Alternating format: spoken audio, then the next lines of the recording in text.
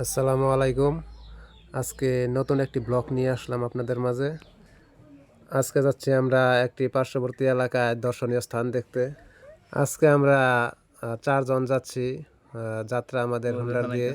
তো আমার সাথে আছে আমার ছোট ভাই আরাফাত, আমার ভাইগনা ফাহাদ, আমার ভাইস্তা সাকিব। সাকিব খুব ভালো হুন্ডা চালাতে জানে, কিন্তু কাদামাখা রাস্তায় হুন্ডা নিয়ে যাওয়া আমাদের খুব কষ্ট হচ্ছে। আসলে বৃষ্টির কারণে রাস্তা খুব খারাপ হয়ে গেছে। যতই হোক আমাদের কষ্ট করে যেতে হবে যেমনি হোক। আমি আরাফাত আর আমার ভাইগনা ফাহাদ হেঁটে হেঁটে এখন যাচ্ছি, হুন্ডার সামনে নিয়ে যেতে বলছি। এই রাস্তা হেঁটে যাওয়া অনেক কষ্ট, তারপরও আমাদের খুব ভালো লাগতেছে।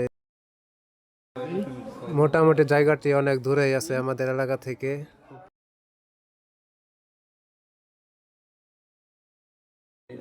আমরা দীর্ঘ যাত্রার পর আমাদের গন্তব্যের কাছাকাছি পৌঁছে গেছি। এই হলো আমাদের এই ঐতিহ্যবাহী স্থান, যার নাম হচ্ছে দরগা।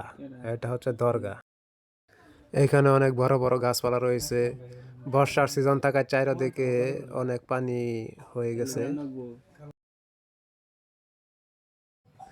জায়গাটি অনেক সুন্দর, জনহীন স্থান। এখানে লোকজন খুব কম আসে, মাঝে মাঝে অনেক লোক বেড়াতে আসে। এমনি প্রতি বছর এখানে মেলার অনুষ্ঠান হয়, মেলার আয়োজন করা হয়। মেলাতে প্রচুর লোক আসে, অনেক দূর দূরান্ত থেকে অনেক লোক আসে মেলাতে।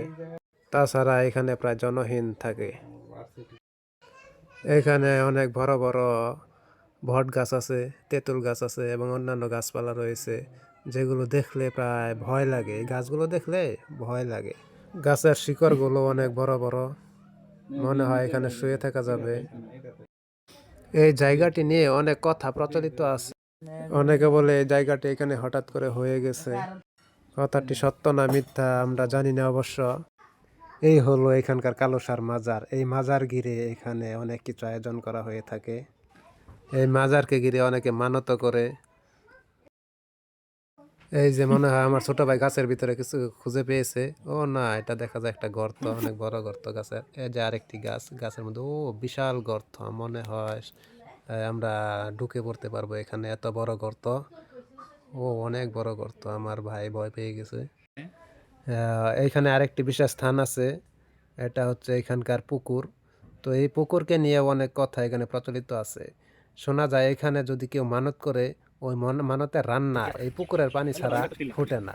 তাই এই পুকুরের পানি অবশ্যই লাগবে সেই রান্না করতে গেলে। আমরা এখানে বসে থাকতে থাকতে আশ্চর্য একটা জিনিসের সম্মুখীন হয়ে গেলাম। এখানে দেখা যাচ্ছে একটা পাখি শুয়ে আছে, অনেক বড় পাখি। কি পাখি আমরা বলতে পারতেছি না, সম্ভবত এটা পেঁচা না কি বলে, বুতুম না কি বলে, অনেক বড়। এখানে আমাদের দেখেও সে যাচ্ছে না। তো আমরা ভয়ে ভয়ে একটু একটু আগাচ্ছি, দেখি এটা আসলেও কি। ও, এটা অনেক বড় একটা, আসলে একটা পাখি। মনে হয় কি অসুস্থ হয়ে শুয়ে আছে নাকি কি, বুঝতে পারতেছি না আমরা। তো আমরা আসলে ও সামনের দিকে না গিয়ে একটু পিছিয়ে গেলাম, ভয় লাগতেছে। এই ছিল আজকের ব্লগ।